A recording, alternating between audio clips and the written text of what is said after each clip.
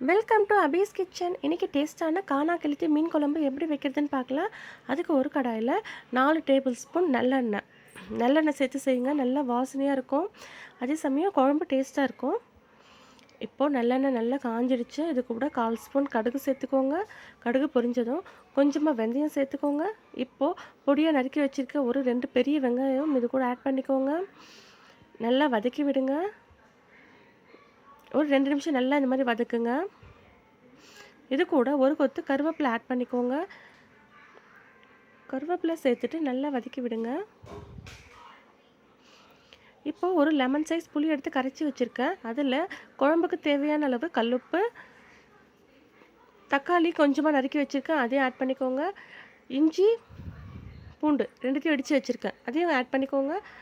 காரத்துக்கு தேவையான அளவு மிளகாத்தூள், குழம்பு மிளகாத்தூள் நான் 4 ஸ்பூன் ஆட் பண்ணியிருக்கேன். 1/4 ஸ்பூன் மஞ்சள் தூள். இப்போ வெங்காயம் நல்லா பொன்னிறமாக வதங்கிடுச்சு. அது கூட ஒரு பெரிய தக்காளி 2 எடுத்து வச்சுருக்கேன் பொடியாக நறுக்கி, அதையும் இது கூட சேர்த்து நல்லா வதக்கி விடுங்க. மூடி போட்டு ஒரு 4 நிமிஷம் நல்லா வேக வச்சுக்கோங்க. வெங்காயம் தக்காளி நல்லா வதங்கி வந்துடும்.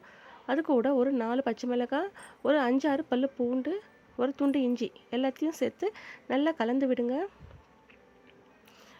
இஞ்சி பூண்டு வாசனை, பச்சை வாசனை எல்லாம் போகிற அளவுக்கு நல்லா வதக்கி விடுங்க. இப்போ நம்ம கரைச்சி ரெடி பண்ணி வச்சுருக்க இந்த கரைசலை இது கூட ஆட் பண்ணிக்கோங்க. இந்த மாதிரி நல்லா கலந்து விட்டதுக்கப்புறம் உப்பு காரம் செக் பண்ணிக்கோங்க. இப்போ ஒரு மூடி போட்டு ஒரு 10 நிமிஷம் நல்லா கொதிக்க விடுங்க. குழம்பு அடிக்கடிக்கு கலந்து விடுங்க. இந்த மாதிரி எண்ணெய் பிரிஞ்சு வரணும், அது வரைக்கும் நல்லா குழம்பு கொதிக்க விடுங்க. குழம்பு இப்போவே நல்லா வாசனை வருது. இப்போது காணா கெளுத்தி மீனை நல்லா வாஷ் பண்ணி எடுத்து வச்சுருக்கோம்.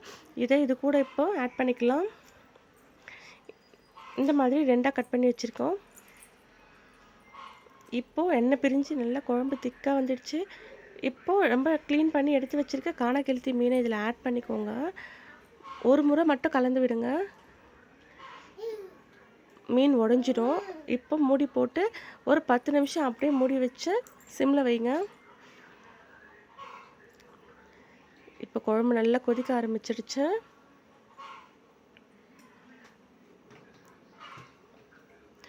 இந்த மாதிரி ஓரத்தில் இருந்து மட்டும் கலந்து விடுங்க. மீன் நல்லா ஷைனிங்காக செமையாக இருக்குது பார்க்கவே. இப்போ நமக்கு டேஸ்டான மீன் குழம்பு ரெடி ஆயிடுச்சு.